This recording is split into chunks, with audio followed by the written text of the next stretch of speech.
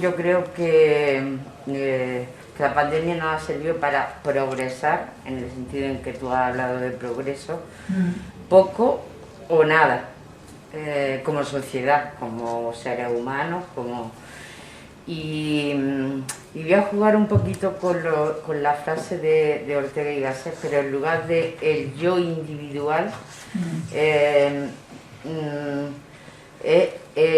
ese yo individual se convierte en un yo que es el que domina el mundo, que es ese grupúsculo chiquitito que son los poderosos en economía, en política, en el medio ambiente, los que nos dominan en los medios de comunicación, los dueños del mundo, ¿no? Los que dicen lo que tenemos y lo que debemos hacer, lo que tenemos y lo que debemos de pensar, ¿no? Y son esos los que no han querido, los que en todas maneras, y jugando con esa frase de Ortega y Gasset y poniendo ese yo, no individual, sino ese ellos, y continuando la frase, yo soy yo y mis circunstancias, y si no se salvan mis circunstancias, tampoco me salvo yo. Pues si no se salvan las circunstancias de ellos, tampoco se salvan ellos. Entonces, yo creo que no han querido hacer nada para que sus circunstancias económicas, políticas, medioambientales, de ganancia, de explotación, de todo, de los recursos, de las personas, de todo, no han querido que cambien. Entonces la sociedad está deseando volver a su normalidad, porque normalidad implica volver a estar como dueños del mundo y seguir controlando, y que la gente, y nos lo han repetido tanto, y como cada vez nos paramos menos como individuos, nos paramos menos a pensar, a reflexionar, a decir, mira que sí, que es que esto está mal y que efectivamente está mal, y a ver, ¿qué puedo hacer para cambiarlo? No que de momento te salta otra cosa inmediatamente y ya se abandona. Estamos en una sociedad de consumo de todo, de consumo y de desperdicio de todo tan acelerado, que olvidaremos incluso que hemos tenido que estar recluidos en nuestras casas durante X meses, que si la sociedad quedaremos por bueno, que eso ha tenido que ser así, porque por imperativo, lo mismo que si hubiera habido un terremoto, ha durado un poquito más, pero lo mismo que el volcán de La Palma, como nos acostumbraremos y daremos por bueno que no se pudo hacer otra cosa, cuando creo yo que se podían haber hecho infinidad de cosas, y efectivamente no tener que hacer tener necesidad de héroes, sino haber organizado las cosas de otra manera. Pienso, por ejemplo, yo qué sé, en los restaurantes, ¿no?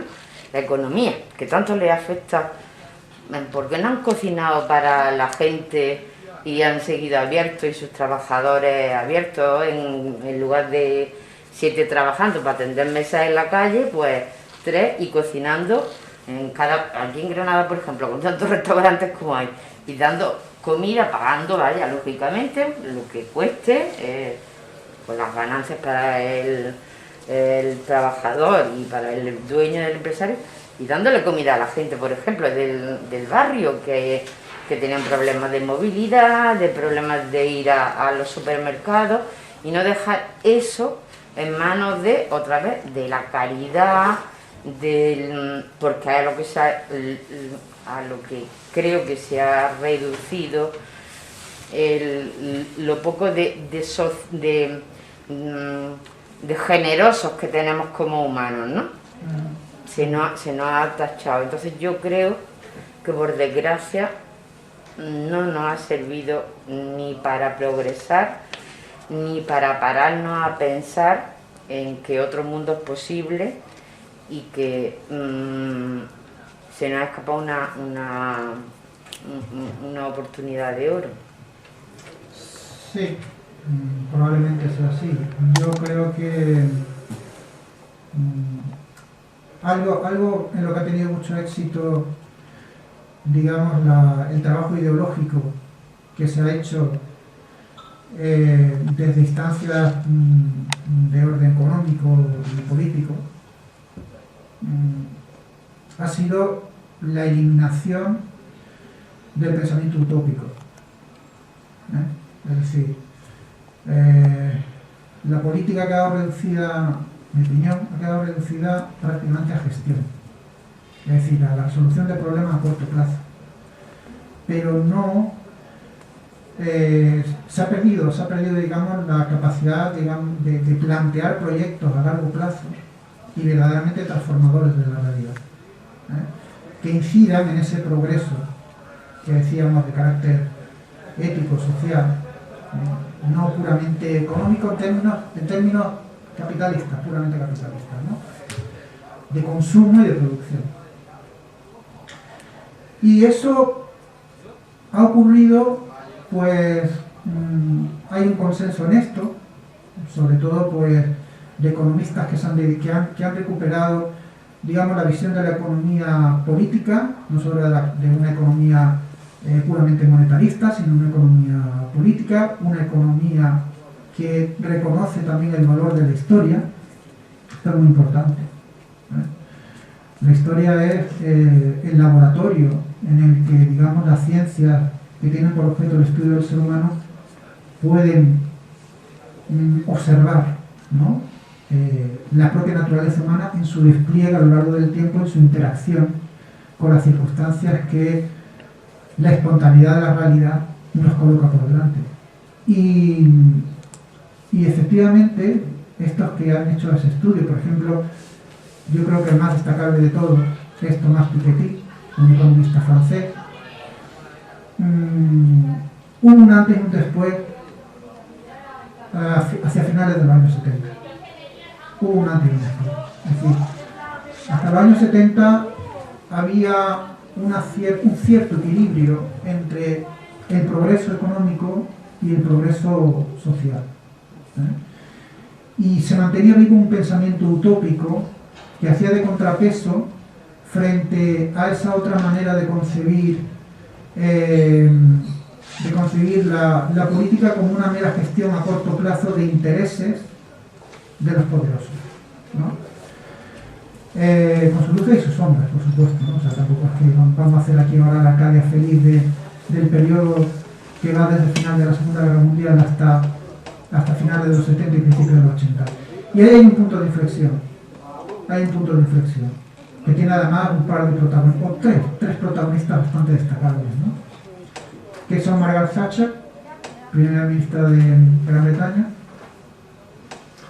Ronald Reagan, presidente de los Estados Unidos, y Juan Pablo II, el Papa Wojtyla, ¿no?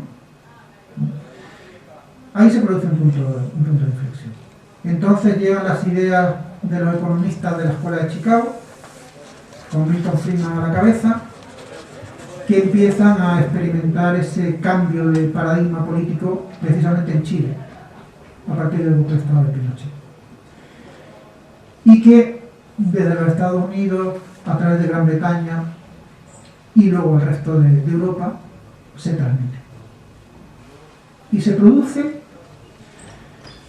una reestructuración legal, normativa, ejecutada de gobiernos también supuestamente de izquierda, en España el de Felipe González, o en Gran Bretaña el de Tony Blair, o en Estados Unidos el de Bill Clinton. Supuestamente de izquierda, ¿no? Que asumen los dogmas de la Escuela de Chicago y revierten por completo el proceso de un crecimiento económico que se había dado bastante sostenido durante lo que los franceses llaman las tres décadas gloriosas, ¿no? Que fueron décadas por el crecimiento, de reparto de riqueza, de una clase media que mejoró muchísimo sus condiciones de vida y de una aproximación, ¿no?, de en fin, los extremos de las clases sociales, ¿no? Y desde entonces lo que ha ocurrido ha sido una concentración de la riqueza cada vez en menos manos. O sea, ha habido gente que ha ganado mucho dinero con la pandemia, mucho dinero. Y no digamos, ¿no?, lo que ocurrió con la crisis financiera de 2008, ¿no?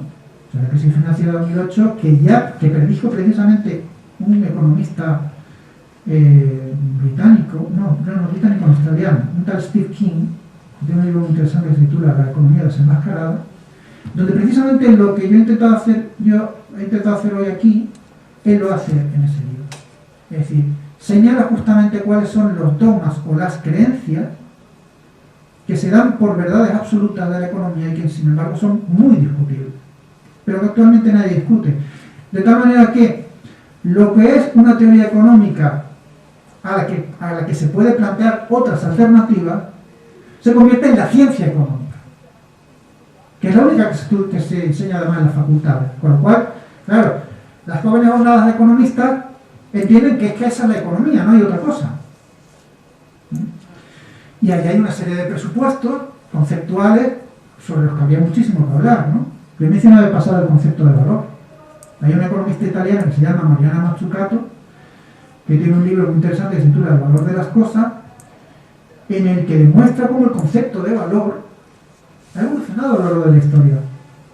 Es decir, la idea que tenía Adam Smith, el padre del capitalismo, por cierto filósofo escocés, el autor de la famosa La riqueza de las naciones, que para los economistas neoliberales es como la Biblia, ¿no? Pues la idea de valor de Adam Smith no tiene nada que ver con la idea de valor actual. Por ejemplo, para Adam Smith, los bancos no podían tener la importancia que tienen actualmente en nuestra economía, porque los bancos eran destructores de valor. No eran creadores de valor, eran destructores de valor. La idea, por ejemplo, de la propiedad y de la creación de riqueza, que Tomás Piketty analiza en un libro que se titula Capital e Ideología. Toda riqueza tiene un origen social. Esta idea de que hay emprendedores que como héroes se enfrentan a todos los obstáculos que pone el Estado con su burocracia y sus funcionarios malvados y sus impuestos rapiñadores, etcétera, y que consiguen, ¿no?, gracias a su mérito, sobreponerse a toda esa clase de dificultades y crear empleo y crear riqueza. Eso es una falacia. La riqueza la creamos todos, entre todos, porque hay una multitud de condiciones que mantenemos entre todos en la sociedad que permiten que esos emprendedores puedan llevar a cabo sus proyectos. Porque donde más emprendedores hay en cualquier país de África, porque como aquí no hay, en fin, unos empleos estables, medianamente en condiciones dignas, la gente se tiene que buscar la vida. Todos tienen que ser emprendedores, por narices. ¿Pero a dónde llegan? No llegan muy lejos, porque no tienen esas condiciones que permite una sociedad civilizada, con una cierta, unos servicios, con una infraestructura, con una seguridad, con una formación que permite conseguir, pues, trabajadores, etcétera, que puedan emplearse adecuadamente y tal. Y eso es de todo. Eso es de todo. Pero efectivamente, digamos, habría que superar un trabajo ideológico que se ha hecho durante décadas y que actualmente tiene un poder muy grande. Es decir, el caso este que se dio, no me acuerdo cuándo, no sé si fue hace un año, no sé qué, de estos youtubers que se iban a Andorra, pues los alumnos entendían que los youtubers se fueran a Andorra. Lo entendían. Bueno, claro, si es que ellos con su trabajo, ellos con su esfuerzo, tal, han llegado donde han llegado y tal, y ahora resulta que le quieren poner unos impuestos que les quitan pues casi la mitad de lo que ganan, pues normal que se vayan a Andorra. Y te sale entonces el tío este Norito diciendo que él no le debe nada a España, si él no iba al instituto. ¿Él qué le va a deber al sistema educativo español si él no iba al instituto? Porque él tiene que pagar el impuesto a España. Pues no, entonces. Se vaya a través del bosque, vale por la carretera a través del bosque. Por ejemplo, y cuando nació, donde nació, y cuando se puso enfermo, que lo curó, y el que, por ejemplo, fuera por la calle y cualquiera me pegara un navajazo, ¿por qué? Y qué sé. En fin. Bueno, Chema, pero también salió... Venga. Tengo yo la palabra. Un momento. Vamos a ver. Lo primero que quería decir es que en relación con lo que has comentado de la confusión que muchas veces nos lleva entre las creencias o lo que solemos dar por supuesto y la realidad, me parece que es una reflexión muy importante, no ya solo en tiempos de pandemia, sino en general. Digo porque solemos tener unos sesgos cognitivos que nos conducen, incluso a nosotros, que supuestamente somos hijos de la ilustración y del pensamiento, de la reflexión, pues muchas veces, quizá por no entender suficientemente a lo mejor los mecanismos del propio razonamiento y de nuestra propia genética, que también la llevamos dentro, y muchas veces pues no sabemos, digamos, apreciar, diferenciar, distinguir lo que nos lleva a un lado y lo que nos lleva a otro, pues digo eso como primera idea, digamos, para nosotros mismos, ¿no? Eso como primera idea. Luego ya entro ahora en la materia de lo que estamos hablando, de la reflexión sobre el tema de la pandemia, lo que nos ha supuesto y tal, ¿no? Son dos cosas que quiero comentar, pero que conducen al final al mismo sitio, ¿no? Y que me parece que es algo, porque comparto lo que has dicho, pero que esto que voy a decir me parece que puede ser, digamos, alguna aportación más al respecto, ¿no? Sobre este tema, ¿no? Es cierto, como decías, que la mente humana, por su propia evolución de especie, pues ese mundo ordenado, justo, estable, pues es una delicia para la mente humana, es decir, es lo que queremos los seres humanos, ¿no? Entonces, claro, la pandemia ha venido, como otros fenómenos, pues ha venido a rompernos, digamos, ese esquema, diríamos, que nuestra mente considera que es lo que debe ser. Lo normal. Esto.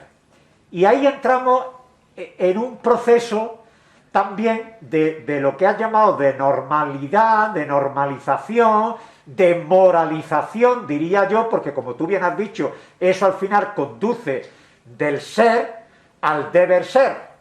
Y entonces ahí yo creo que la pandemia ha conducido mucho a ese deber ser, a esa moralización, y ahí, y es lo que quiero decir, ahí yo creo que hay una gran responsabilidad por parte de instituciones, por parte de instituciones, digamos, que deberían de ser productoras de conocimiento y aportadoras de conocimiento, y no han aprovechado la ocasión para hacernos proveedores de conocimiento al conjunto de la ciudadanía.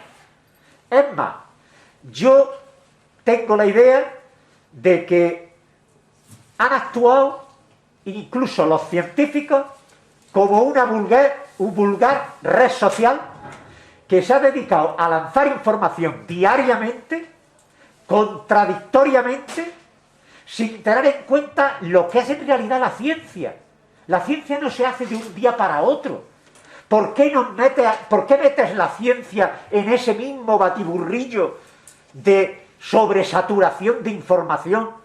Porque al final tenemos un mecanismo genético y mental que esa sobrecarga la incorporamos y le damos la validez de la verdad. Y entonces, pues nos hemos hecho acreedores de verdad, o al contrario, rechazadores de la verdad.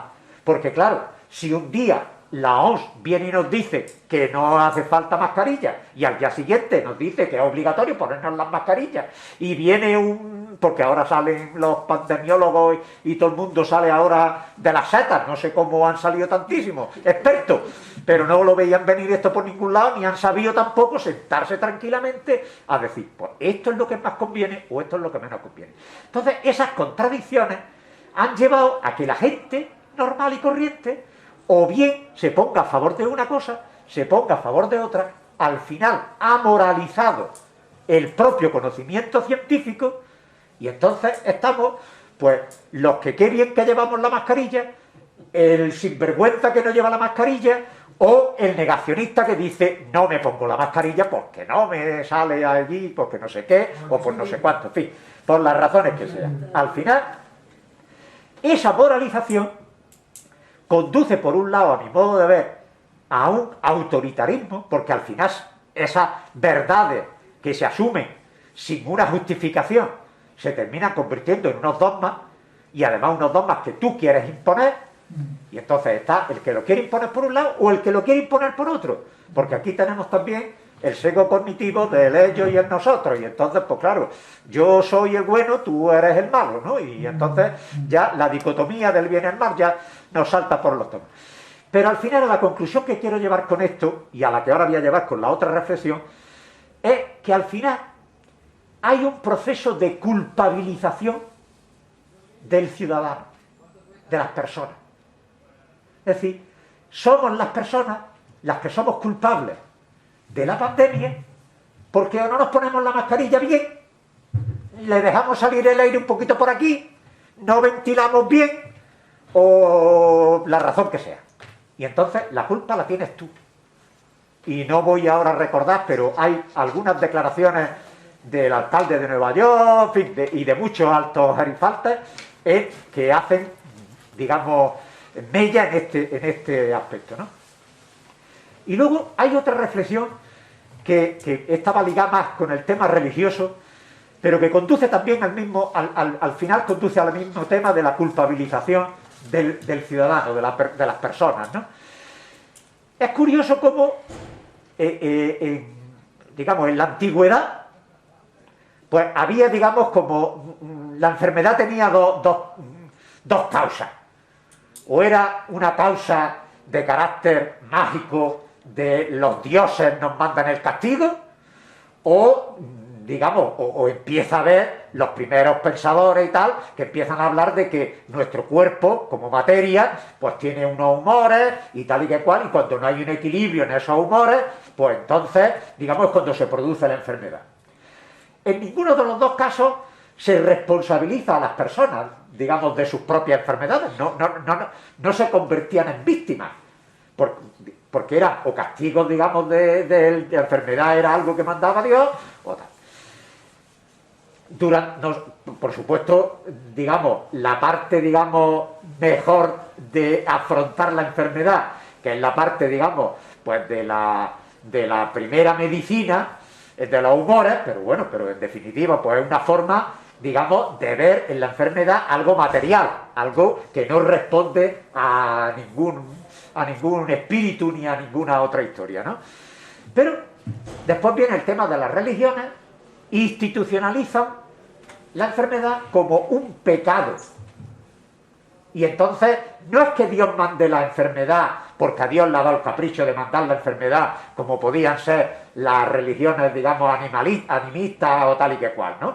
Sino que es que tú has cometido un pecado y entonces Dios te condena a sufrir la enfermedad porque eres un pecado. Y entonces viene la peste, vienen todas las enfermedades y epidemias de medievales, etcétera, y entonces todo es pecado de culpa tuya porque eres un pecador. Después surgen los avances de la ciencia y viene el reconocimiento de los microbios, las bacterias, los bacilos, no sé qué, no sé cuánto. Bueno, menos mal, ya nos hemos librado del azote divino. Ah, pero no ha durado mucho, porque ahora hemos vuelto con la pandemia a que ahora parece otra vez que hay una responsabilidad personal en la enfermedad. Y entonces volvemos a hacernos y a convertirnos en los responsables de la enfermedad. O sea que habíamos pasado esa etapa, parecía que nos habíamos librado del castigo divino y ahora volvemos otra vez a autoflagelarnos con el tema de la responsabilidad personal en el tema de las enfermedades, ¿no? Esto pasó lo mismo con el SIDA, que que ya parece que no nos acordamos, ¿no? Es decir, que como inmediatamente pues todo era responsabilidad exclusivamente de las personas y tal y que cual, ¿no? Es decir, entonces parece como que no había ahí ningún virus, no había absolutamente nada, sino que parece que era... Con esto no quiero decir, vamos a ver, entendamos, que yo no soy un negacionista que entienda que no hay que llevar la mascarilla o que no hay que mantener unas distancias, que no hay que tomar unas medidas profilácticas, ¿no? Pero, si el avance de la ciencia lo único que nos conduce es a unas medidas, digamos, profilácticas, digamos, mínimas, pues me parece bien. Pero cuando ya resulta que lo fácil es lavarse las manos y responsabilizar, digamos, al personal de esa enfermedad o de esa pandemia como la que ahora mismo tenemos. Me parece que ahí, pues, tanto por parte, como decía antes, de la comunidad científica, de no dejar claras las cosas, pues ha hecho que ese proceso mental se nos haya inoculado igual que el virus. Y además por el aire y más que el Omicron. El Omicron. Y no te puedes lavar las manos. Y ahí no se pueden lavar las manos porque aquí no hay Pilatos que valga. Bueno, ¿puedo un breve comentario? Yo tenía pensado hablar de esta cuestión, ¿no? Tenía aquí un punto que le había puesto. ¿Qué antipática es la verdad? ¿No? Porque es verdad, es que la redundancia, es que la verdad es antipática. Antipática porque no tiene glamour. La verdad carece de glamour. Es una cosa tan sosa y te fastidia tanto. Normalmente la verdad fastidia. La verdad no es lo que diga, qué guay y tal. No, la verdad fastidia.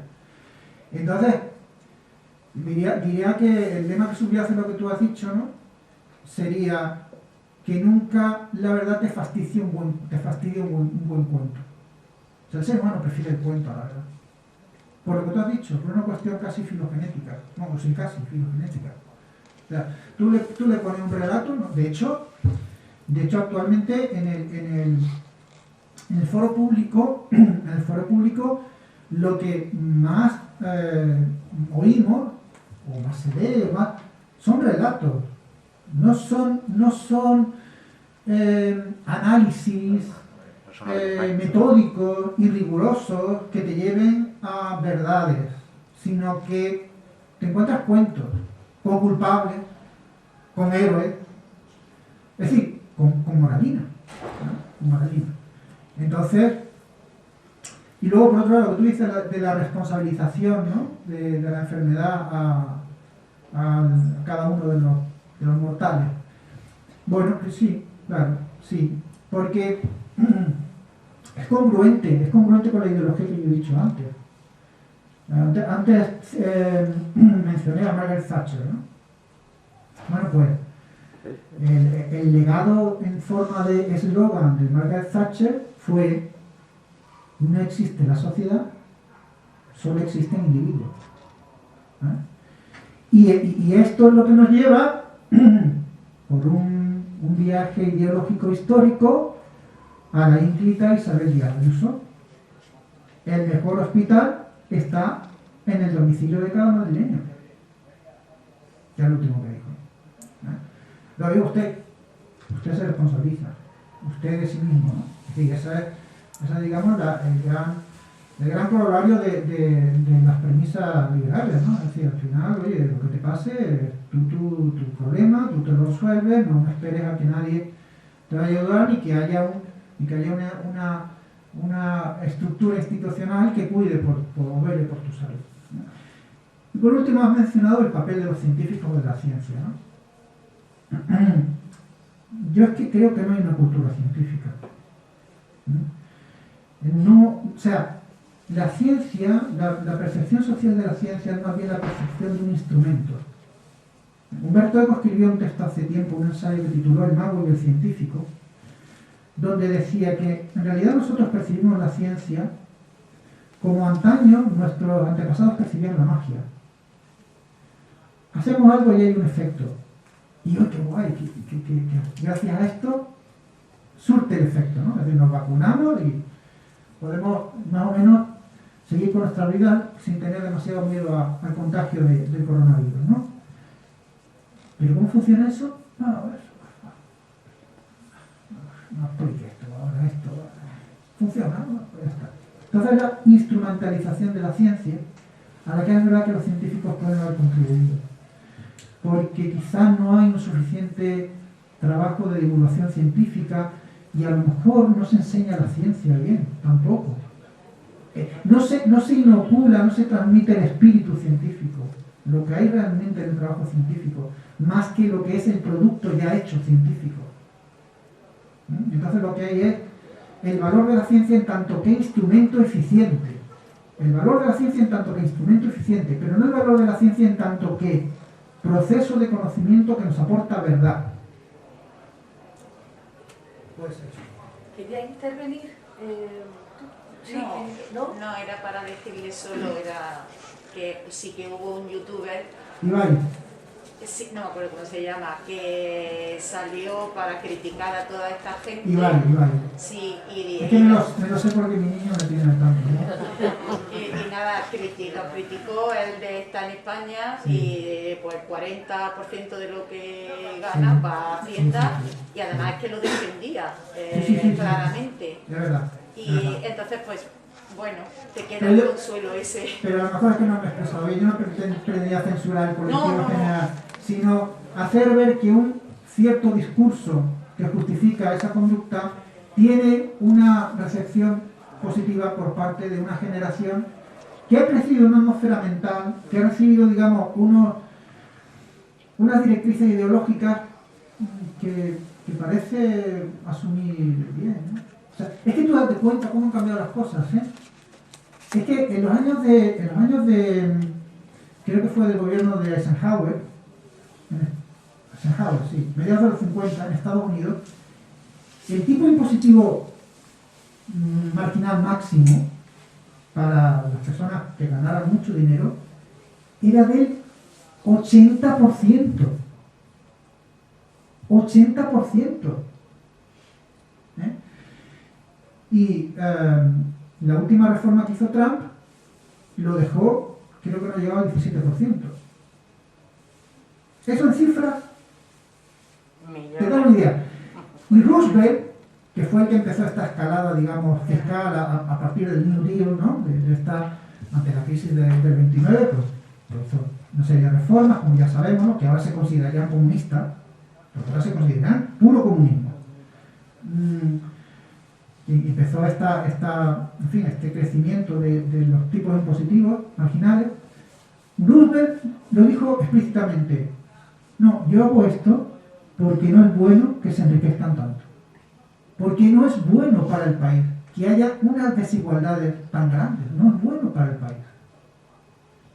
Entonces esto lo hago como una medida disuasoria, porque claro, si resulta que te clavan un pastizal en impuestos, pues bueno, pues ya, digamos que no buscas tanto enriquecerte, ¿no? Porque ¿para qué? Me voy a enriquecer un montón, pero voy a tener que pagar un montón de impuestos, pues mira, me quedo aquí y ya está.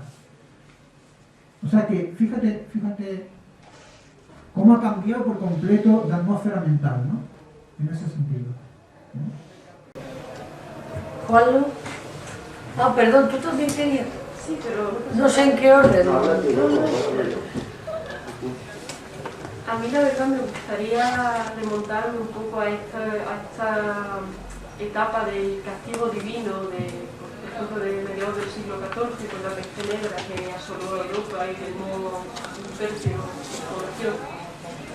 Y es que en aquel momento, comparándolo con la actual polarización social, política que existe precisamente con el tema de los aplausos, que acabó resultando una cuestión ideológica. Si uno salía a aplaudir, ya era aliado del gobierno socialcomunista y demás calificativos.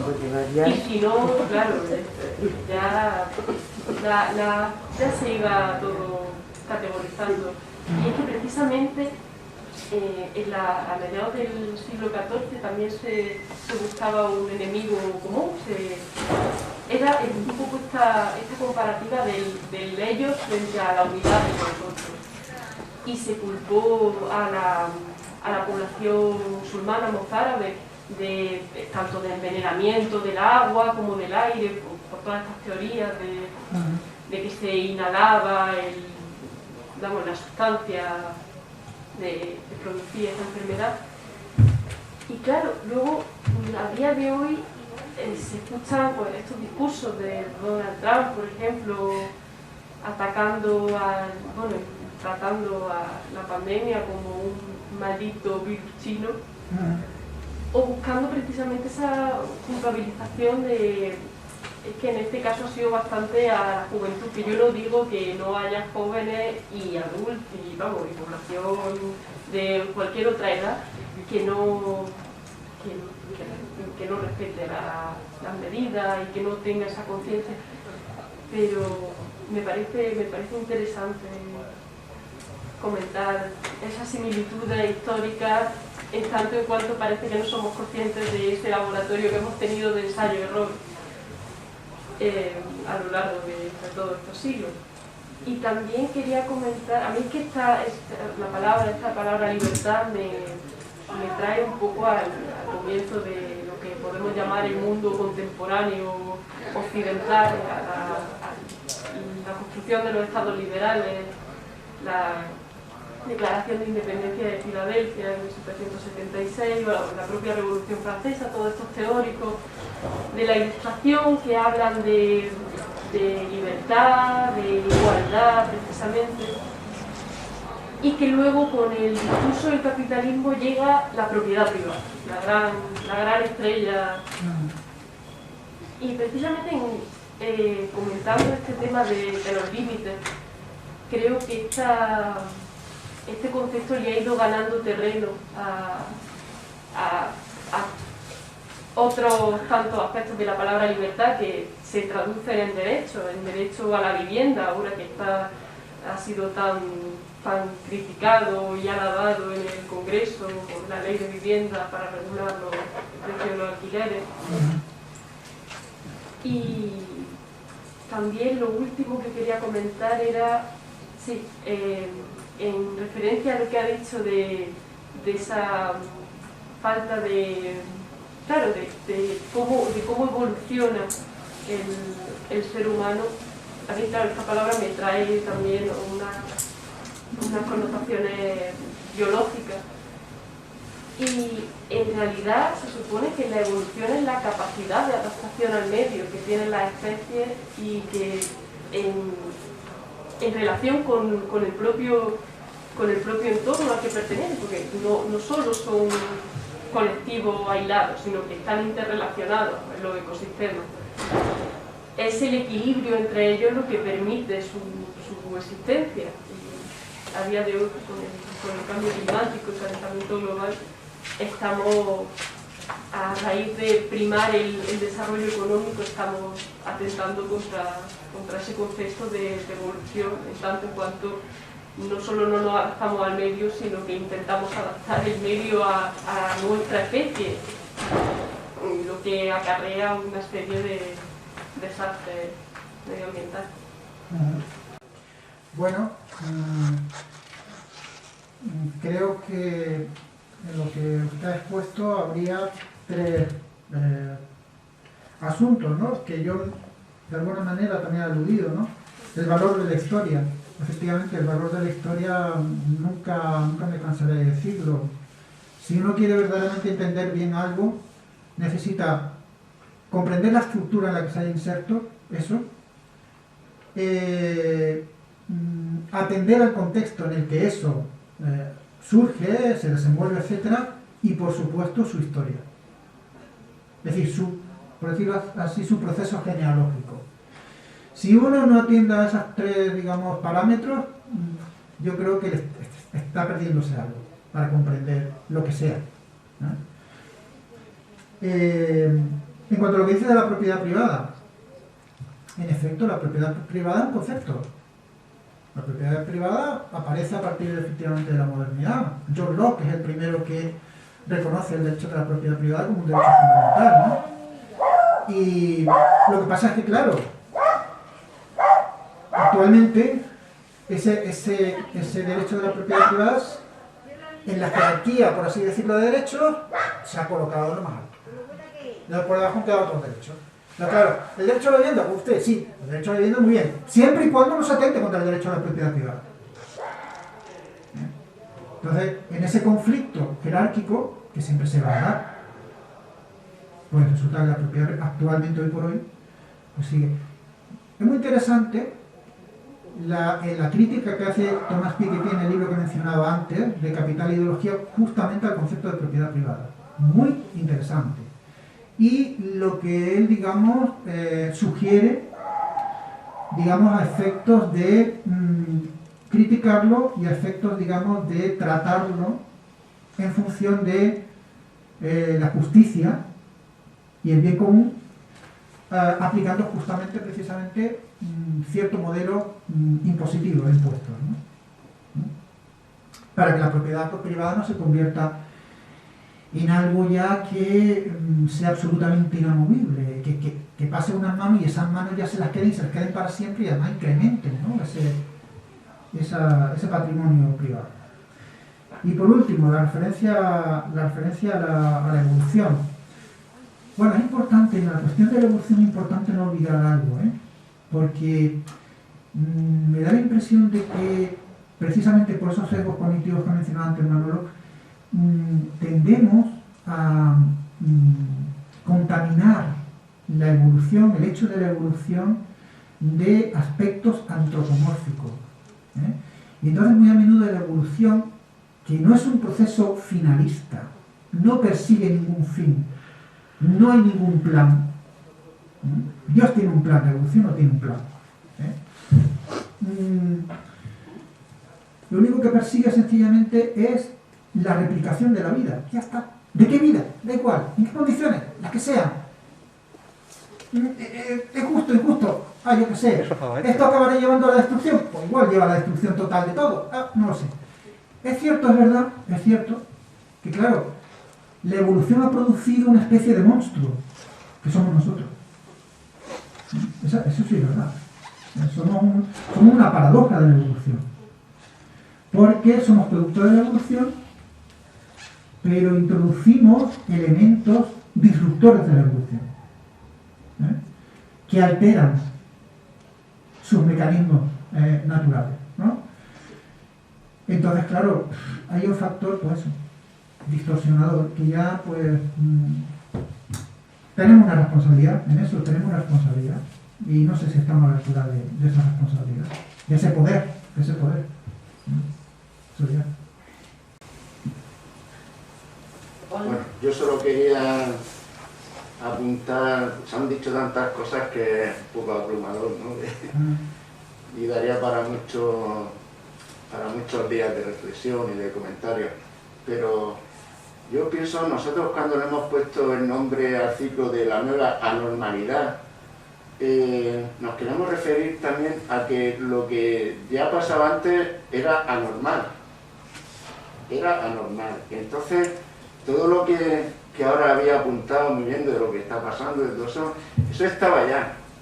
O sea, las condiciones para que pasara todo esto estaba ya. Estaba Facebook, estaba Trump, estaba el neoliberalismo y seguía todo, digamos, a nivel social y económico, con todo lo que planteó aquellos Thatcher y Reagan y toda esta gente, y sigue su curso. ¿Por qué? Porque han alcanzado los que quieren, los que llevan o dirigen ese proceso, tienen tal poder ya de que eso no lo vamos a parar. Es decir, yo no sé los siglos o los años que le quedan a ese proceso.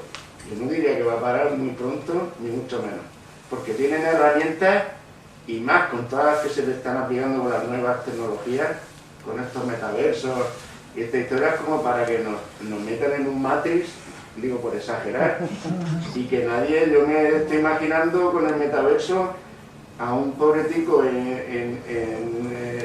o una pobretica en África, en su cabaña, muriéndose de hambre y de sed, y con sus gafas puestas, viviendo otra realidad, y se está muriendo, y él está viviendo a lo mejor en Escandinavia con el metaverso ahí rodeado de agua y de flores, no sé.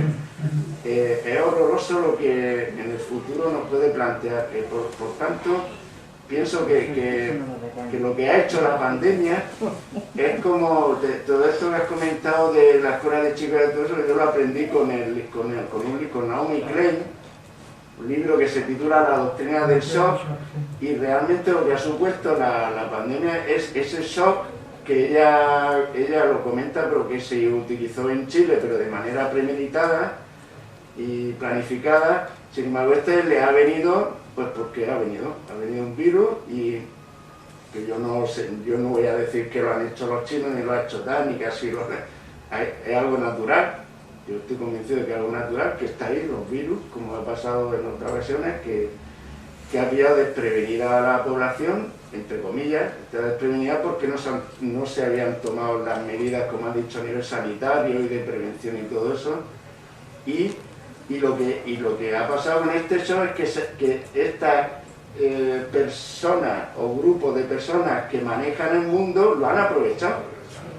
Lo están aprovechando muy bien. Pues ¿para qué? Pues para ganar más dinero, para que la gente se ha paralizado totalmente. Lo poco que había de respuesta, de progreso, de aspiraciones por la sociedad, para lo poco que había, porque ya, como digo, ya estaba antes la situación como estaba. Y lo poco que había se ha paralizado, y esto lo están aprovechando muy bien. Y entonces lo que a continuación, no sé, igual era una pregunta que te podría hacer, es cómo ver el futuro a medio o largo plazo, porque ¿Con gafas o sin gafas? Entonces, esto que estamos comentando, yo al menos no lo veo. Ha venido con una página en blanco. Mira, para escribirlo a partir de ahora. A ver. Yo no me atrevo a decir. No soy profeta, no tengo tampoco vocación de profeta. Pero mira, por lo que yo he explorado por ahí en mis lecturas y tal, por ejemplo, Joseph Stiglitz, premio Nobel de Economía norteamericano, asesor de Barack Obama durante su mandato en la gestión económica, dice que es necesario un cambio radical. No valen reformas, no valen pequeñas modificaciones, no vale, bueno, tranquilamente, poco a poco vamos cambiando las cosas, etcétera, tal. Hace falta un cambio radical. Si no hay un cambio radical que empiece en la economía, que lo condiciona todo, absolutamente todo, lo hemos comprobado, no lo hemos dicho ahí, podría haberlo hecho, lo hemos comprobado durante la pandemia en el maldito dilema de salud o economía, ¿no?, al que se han enfrentado los políticos continuamente, con opciones diversas, incluso contradictorias. Como no hay un cambio radical partiendo de la economía, esa inercia histórica que tú dices puede continuar hasta que haya un colapso. Hay una serie francesa, no me acuerdo dónde se emitió, de capítulos de media hora, muy bien hecha, a base de plano secuencia, cada capítulo un plano secuencia de media hora, que se titula Colapso. Muy recomendable, porque yo es la plasmación más verosímil que yo he visto de lo que podría ser, pues, que se produjera una crisis global que afectara aspectos fundamentales de nuestra forma de vida actual, ¿no?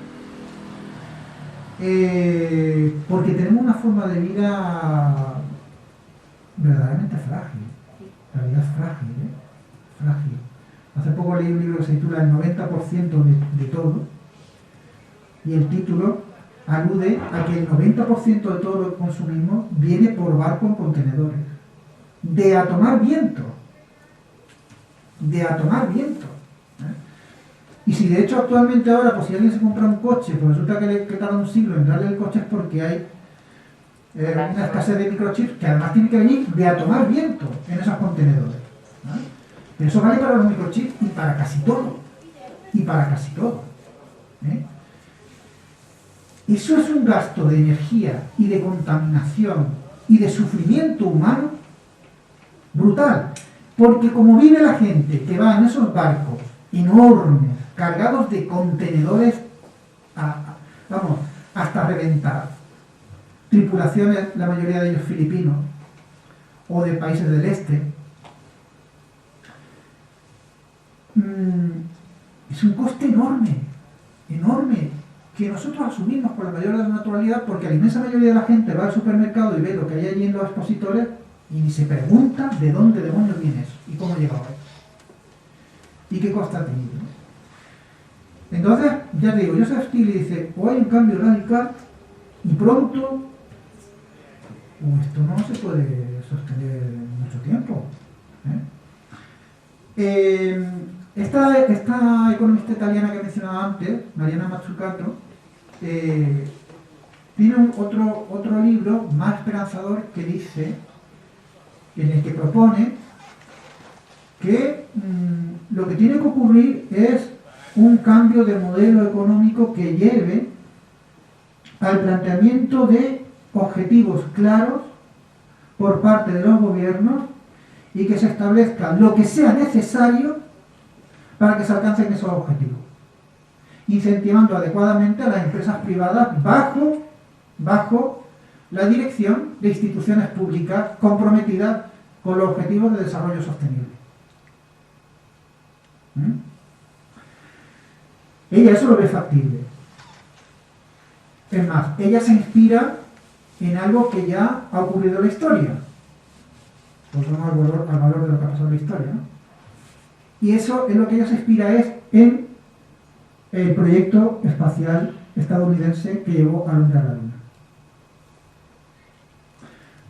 Kennedy dijo en el 61, creo recordar, vamos a llevar a un hombre a la Luna y lo vamos a traer de vuelta a casa sano y salvo antes de que acabe la década.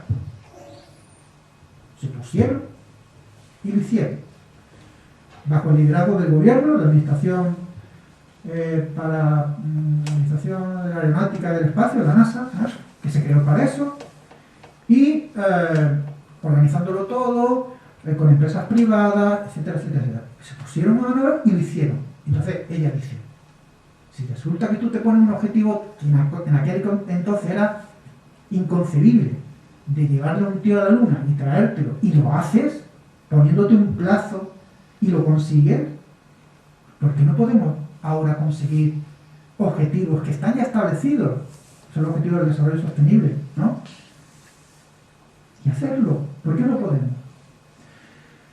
Pues no podemos porque hay un dogma absolutamente inquebrantable, que es el libre mercado. Que por otro lado no deja de ser un mito, porque el libre mercado no es tan libre. En el libre mercado hay oligopolios, monopolios de facto, con la connivencia de aquellas instituciones que tendrían que regular y velar por esa libertad de mercado. Pero que en la práctica no están, porque al final, ¿no?, sobre todo en lo que son las grandes tecnológicas, todo se concentra en pocas manos. Hasta hay un acrónimo para referirse a esas empresas, que son Google, Apple, Amazon, Facebook y Microsoft, creo que. Y ahí está concentrado un poder enorme, enorme. Porque no olvidemos que volvemos a la pesadilla de Matrix, ¿no? No olvidemos que de alguna manera cuando nos enchufamos un ordenador estamos dándoles nuestras vidas a ellos a través de datos. Y esos datos son una materia prima de mucho valor para ellos, no es gratis, ¿no? Cuando usamos no es gratis, estamos dando una materia prima de enorme valor para ellos, que son los datos, con los cuales, bueno, pueden hacer cosas muy interesantes, por lo menos, ¿no? Así que... y el último profeta, que no soy yo, pero que es un profeta, yo creo que cualificado, que es Tomás Piketty, que he mencionado antes. Él sostiene, en el último libro que ha publicado, que se titula Una breve historia de la igualdad, me parece que lo ha titulado, él augura que la gente se va a hartar. Que como la desigualdad siga creciendo a este ritmo, la gente se va a hartar. Y predice una revolución francesa. Una nueva revolución francesa. Bueno. Vamos a ver. Vamos a ver. Bueno, Pues ya está. y tiene Vamos a ver. confesado.